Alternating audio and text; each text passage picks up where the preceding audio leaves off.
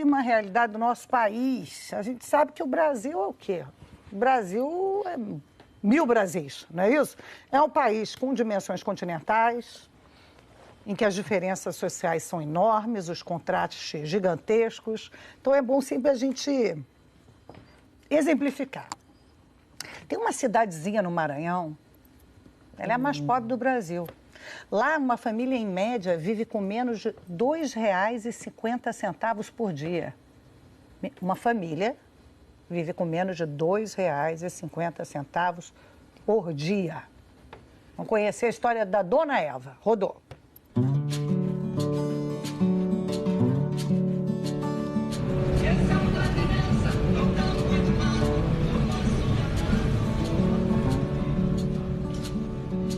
Esse período de 20 anos de Marajá do Sena, eu nunca tive sorte de arrumar um serviço, nem eu nem minha filha. De jeito nenhum, nunca. Só um arroz, arroz, o feijão, às vezes uma carne, quando dá para comprar, a gente compra. Meu nome é Eva Gonçalves da Silva, tenho 3 filhos e moro em Marajá do Sena. O meu serviço é só lavar roupa por fora, assim. É R$200 por mês. É pouco. A gente faz mesmo para não ficar parada. Meu marido também trabalha só de fazendo bico. A renda não chega, o salário. Às vezes tem mês que a gente só tira o mesmo 200 da minha lavagem, né? Porque isso a garantia que tem é essa. Que aqui o serviço para homem também é difícil. E vocês têm Bolsa Família? Tenho. É 163 que eu tiro. Pelo menos da comida dá. Aí tem meus pais também, que eles me ajudam muito. São aposentados, né? 2. Aí eles me ajudam. Estava vendo os indicadores dessa cidadezinha, Marajá do Sena, né? Então, assim, só 11% da cidade é pavimentada, são pavimentados, né? Só 13% das casas tem banheiro e água encanada. Eles falam, não, aqui banheiro não, a gente vai na mata, é até perigoso, né? Porque tem cobra e tal. Isso é a realidade deles, né? 78,23% de pobres, 91% de vulneráveis à pobreza, Daniel. Então, é um pedacinho de Brasil que representa a grande parte também do que vive a população brasileira. Muitas vezes acaba sendo esquecido. Eu acho importante a gente, às vezes, recontextualizar, ainda mais nesse ano eleitoral. Nesse município, você colocou R$ 2,50 ao dia de média de remuneração. É importante destacar que, para as Nações Unidas, se você está abaixo de R$ 5,70, você já é considerado extremamente pobre. É uma situação de extrema pobreza, de miserabilidade.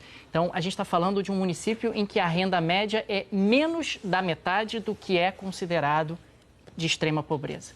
E uma coisa que chama atenção, e a dona Eva é bastante ilustrativa em relação a isso, é que você está falando de um município que depende muito da prefeitura. Então, as pessoas de maior remuneração são aquelas que circulam em relação à prefeitura. Ela trabalha lavando para fora e as duas clientes dela são a mulher do prefeito e a mulher do ex-prefeito. E outra coisa que me chama a atenção, desculpa te interromper, né? Nessa matéria, diz assim, mas tem 2 salões de beleza. Aí as pessoas se perguntam, mas para quem vai nessa cidade no salão de beleza? A mulher do prefeito são os servidores públicos. São os servidores municipais. São os servidores municipais. E são vários, né? São vários. E são vários. Então, os servidores municipais acabam tendo uma renda muito acima do restante da cidade. Ela acaba sendo uma prestadora de serviço para servidores municipais. O marido dela trabalha cavando poços artesianos. E você está falando de uma situação de extrema pobreza, onde a família não consegue sequer recursos suficientes para ter uma alimentação, para ter carne todos os dias, para ter proteína todos os dias. A gente, inclusive, trouxe aqui uma arte para ilustrar como é que a situação desse município está na realidade brasileira, para a gente entender um pouco dessa desigualdade que o Brasil representa. Se a gente pegar aqui o rendimento domiciliar, né, per capita do IBGE, pegando aqui os estados mais ricos, olha qual é o estado mais rico do Brasil disparado. Brasília. O Distrito Federal, com R$ 2.500. Isso entra até naquela discussão que a gente estava tendo com o Rafa na primeira parte do programa. Público. Porque o segundo colocado, que é São Paulo, R$ 1.700. Quer dizer, é um descolamento muito grande de Brasília em relação ao restante do país. E aí a gente pega ali os mais pobres, o mais pobre de todos é o Maranhão, justamente o município onde, o estado onde a dona Eva mora, com R$ 597. Então, a gente está falando de um Brasil que tem ainda muito a evoluir e um Brasil muito desnivelado, um Brasil muito separado. A gente vê até que na questão que ontem a gente falou aqui da expectativa de vida, você vê como essa questão, né, da pobreza de um estado atinge diretamente a questão da expectativa de vida. Ontem havia o pior estado em relação à expectativa de vida é justamente o Maranhão. Quando a dona Eva foi consultada, poxa, você tem um banheiro na sua casa? Ela apontou uma privada do lado de fora sem descarga. E é isso, quer dizer, o impacto que isso tem sobre a qualidade de vida da pessoa, sobre a expectativa de vida, é muito significativa. Puxa, um município onde 11% das vias são pavimentadas é algo bastante impactante. Sabe o que eu acho? Eu acho que o governo devia ter um projeto especial para tirar Marajá do Sena do posto de cidade mais pobre do Brasil. E aí levar asfalto, levar água de encanada, buscar condições de trabalho para quem mora lá, o que isso aqui pode trazer de riqueza. E é claro que isso não vai resolver o problema, você tira Marajá do Sena desse posto e uma outra cidade vai ficar sendo... Mas você resolve e depois vai para outra. Isso. Entendeu? Mas eu acho que exemplarmente alguma coisa tinha que ser feito nisso aí, entendeu? E eu acho que a própria reportagem da Adriana Barsotti, né? A própria reportagem dela, eu acho que dá essa saída, Chechel, porque ela conta o seguinte, que Marajá, em Rio Fortuna, que é a cidade rica, o prefeito pensou em fazer uma creche particular. Próxima a Marajá do Sena. Oi? Próxima a Marajá do Sena. Não, uma é Santa Catarina e outra são as duas que ela comparou. Na cidade rica, o prefeito pensou em fazer uma creche particular e falou, não vou fazer, por quê? Porque todas as crianças têm creche pública.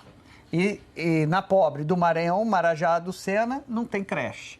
Depois você vai para as crianças. Em Rio Fortuna, só 1% das crianças estão fora da escola. E as servidoras sabem o nome das crianças e por que estão fora da escola.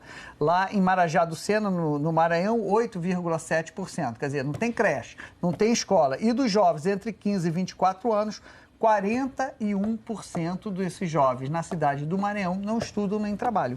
E eu botei aquela outra parte que eu te interrompi, você não conseguiu chamar. Enquanto em Rio Fortuna é 0,32%. Então a educação, a creche, a escola e o ensino médio aí fazendo total diferença. E é importante que a cidade ela se autossustente, né? Não pode viver da prefeitura. A prefeitura que vive basicamente de transferência de recursos dos estados e da União. Ela precisa ter capacidade de geração de riqueza localmente. Isso dá autoestima para as pessoas. Isso acaba tendo um impacto muito significativo. A gente tem uma outra arte aqui também importante, pegando a média brasileira, né? A gente está falando de um rendimento domiciliar per capita de R$ 1.268, enquanto Marajá do Sena tem um rendimento per capita de R$ 96,25. E a família da dona Eva, que está abaixo da média, claro, ela puxa a média para baixo, a família do prefeito puxa a média para cima. Ela tem aí um rendimento domiciliar per capita de R$ 72. Eu acho que o investimento é até economia, porque na certa todo mundo ali tem Bolsa Família, né? Sim. Então, se você resolver o problema se você resolver o problema do município, rural, você tira a Bolsa Família. O município vive basicamente da transferência do programa Bolsa Família, da prefeitura, que envolve transferência dos entes federados e dos aposentados. Porque os aposentados têm uma renda acima da média das pessoas, porque eles recebem pelo menos um salário mínimo. É por essas e outras também que toda vez que a gente ouve, e é muito comum ouvir críticas de gente encostada no Bolsa Família, gente que se aproveita de aposentadoria. Quer dizer, esses casos específicos de quem se encosta, quem faz, tem que ser realmente punidos ali. Mas são programas, são iniciativas públicas também assim, que são fundamentais para isso acontecer. E uma outra coisa que eu quero lembrar, o Chechel falou bem, seria bom se Marajá do Sena fosse tirado desse mapa, assim, mas eu acho que a gente precisa cobrar agora nas eleições e mais à frente também, que algumas coisas urgentes estejam no radar de todo e qualquer um. A gente tem falado muito agora de aliança, de pré-candidato procurando vice. Nenhuma ideia aparece ali. Ninguém chega até agora, ninguém disse, olha só, tem uma coisa urgente aqui a fazer. É não admitir que isso aconteça num país como o Brasil. Um país tão rico como o Brasil, isso é inadmissível. Num estado que foi dominado por 50 anos por uma mesma família, assim, tal, esteve lá, isso é inadmissível. A gente tem que, não, a sociedade não pode admitir isso num país como o Brasil. E aí a Camila diz, o Brasil é um país rico? Acho que sim. O Brasil é um país rico e a gente consegue sobreviver mesmo diante da roubalheira de tantos valores enormes. E com relação a essa matéria de Marajá do Sena, eu acho que é um tapa na cara, na nossa cara, né? Quando você vê o vídeo sobre essas famílias, no final eles dizem assim, mas nós somos muito felizes, nós nos conhecemos todos aqui na comunidade, nos ajudamos. A repórter foi convidada para almoçar. Felizes! E ela ficou super constrangida, disse, gente, eu não posso dividir a comida que já é tão pouca dessa família. E eles estavam ali abertos e dispostos, olha, vamos dividir igualmente com vocês. Não tem uma cidade favela, né? E favela bem pobre, porque há favelas, né? Bem mais ricas. Bem mais ricas. Uma